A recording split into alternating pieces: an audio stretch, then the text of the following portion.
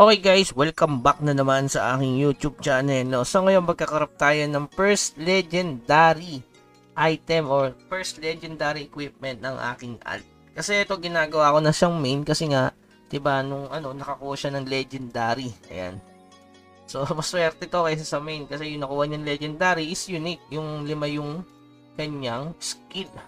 So ayan, sakto lang din kasi critical build nga yung ginagawa ko dito sa Archer na to. Yan, kita nyo naman sa weapon, pinilit ko ma-plus 12 para katumbas niya yung tier 4. Hindi ko alam kung katumbas niya yung tier 4. Tapos ang ganda rin yung kanyang enchant. So ngayon, ikakrap natin syempre yung armor. Paano ba yung mabilis na crafting? Walang ganon pagdating sa alt. So almost 3 years din yan nag-craft para maabot niya yung mga gantong non-tradable. Ayan guys. So nagkataon lang nakakuha siya ng legendary skill tsaka legendary leather.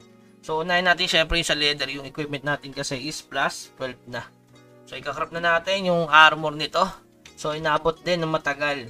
Pero, kaya walang tips dito. So, dati kasi ginagawa natin itong pag-goldan, di ba? So, ayan, nagkataon lang na mabubuo na natin siya. Na hindi sa kapilit, guys. Kita nyo naman, 95. Yan. 95, 103. Sobra pala to. Tapos, syempre to 296.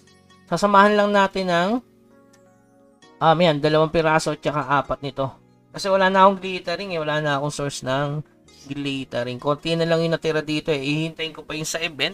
Sobrang solid din kasi nung sa event case kaya nakakaipon talaga ng glittering yung mga alt na yan. So pag kinarap kasi yung guys, yung armor, matic, no? 44,000 gold yan. So alam nyo na kung ano yung gagawin. So ayan, let's go. Ikrap na natin.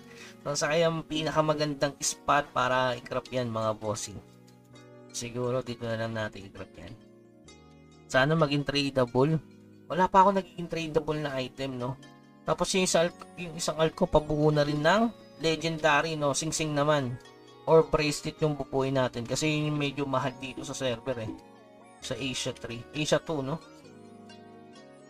Okay. So, nakrap na natin mga bossing. Yun, no? Okay, tingnan natin kung magiging tradable guys. Pag ito naging tradable, paldo talaga. Tapos X-Draco pa, no? Sana naman, boss. Ayan, crop na natin. Wala nang So, ayan, crop na natin. Baka maswertehan pa natin na maging tradable yan. So, let's go, let's go, let's go. Ito na mga bossing. I-crop na natin ang first legendary tradable. First legendary tradable pa, no? Ayan. So, napaka-basic. Basic daw na inabot ng 3 taon para sa isang legend. Eto na. Tradable mga boss. Pindot-pindot. Baka mataas ang chance ng tradable. Is naman, gawin mo naman tradable. Pa-birthday mo na, boss. Pa-birthday, please tradable. Tradable naman, boss. Eto na. Hop. Tradable. Naku, hindi tradable mga boss. Hindi tradable ang ating legend. Grabe naman. Yan hindi. Hindi tradable yun. Bakit hindi tradable? Grabe naman itong Mirror 4. Minsan na nga lang mag-crap. Diba? Hindi pa tradable. Yan. Siyempre, i-ups na natin agad yan. Tingnan natin kung anong magiging ups nito.